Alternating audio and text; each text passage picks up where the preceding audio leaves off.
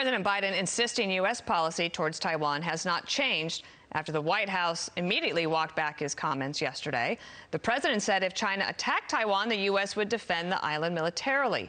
Senator Tom Cotton is a member of the Senate Armed Services and Intelligence Committee. Sir, when the United States has had this idea of strategic ambiguity for a long time, is it time to put that aside and actually deal with the issue more straight on and in a clarified manner?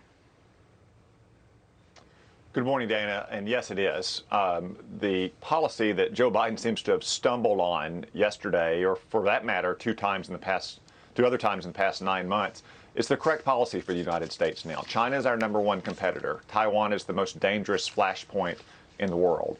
For many years, we had so-called strategic ambiguity because the Chinese military is not capable of executing the invasion of Taiwan. That's not the case anymore. So the best way to deter a war over Taiwan before it happens is strategic clarity, to make it absolutely clear that the United States will come to Taiwan's aid.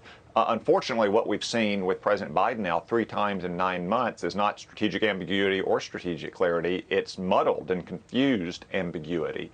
On 3 times, President Biden has seemed to change U.S. policy, only to have anonymous White House staff immediately correct him.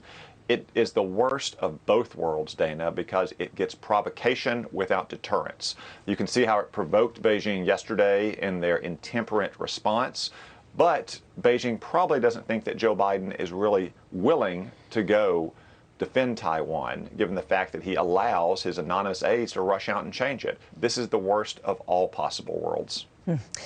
Senator, it's Martha McCallum. Good to have you with us this morning. This is the reaction from the Chinese State Council's Taiwan Affairs Office. It says the U.S. is, quote, using the Taiwan card to contain China and will itself get burned. And there's a number of editorials this morning, both in the Journal and in the Post, that suggest that if the president is going to answer these questions this way, that we would be in a defensive military mode for Taiwan, that there's a lot that needs to be done to prepare us for that kind of potential confrontation and defense. Do you agree?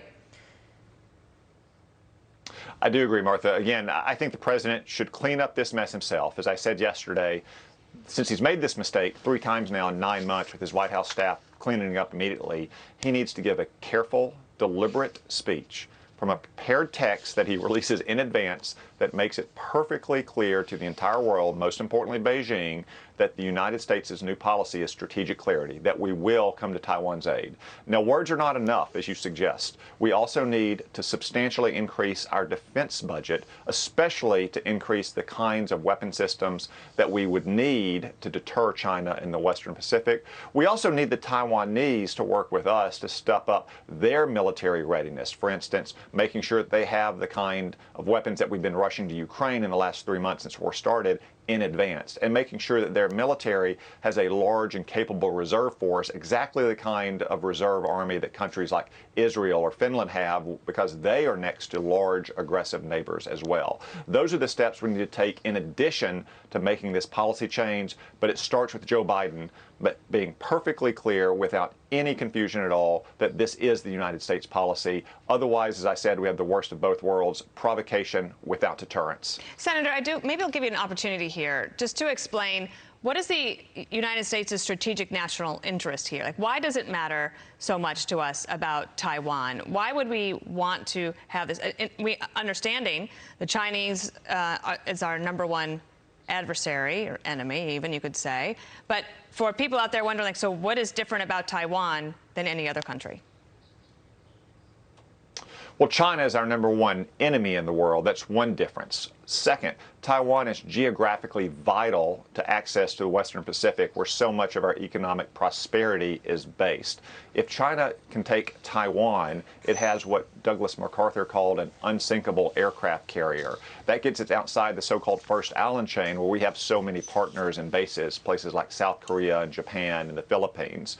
Moreover, Taiwan is an advanced industrial democracy, which has a company that produces the most high-tech semiconductor chips in the world. It's the only place right now that those chips are made. If China were to get its hands on that, it would threaten the prosperity of all Americans. And finally, if China were able to seize Taiwan, there's no telling where it would stop. Again, that's a much harder operation than threats on land because it has to go across the Taiwanese Strait. So if the United States stand by and lets it execute the hardest military operation, then it would imperil all of our partners across East and South Asia.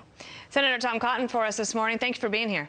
Thank you, Senator. Hi, everyone. I'm Brian Kilmeade. I want you to do me a favor. I want you to click to subscribe to the Fox News YouTube page. This is the only way that I know for sure that you're not going to miss any great commentary, any great news bites, any great interviews coming your way on Fox. You can get it all here on YouTube. So subscribe right now.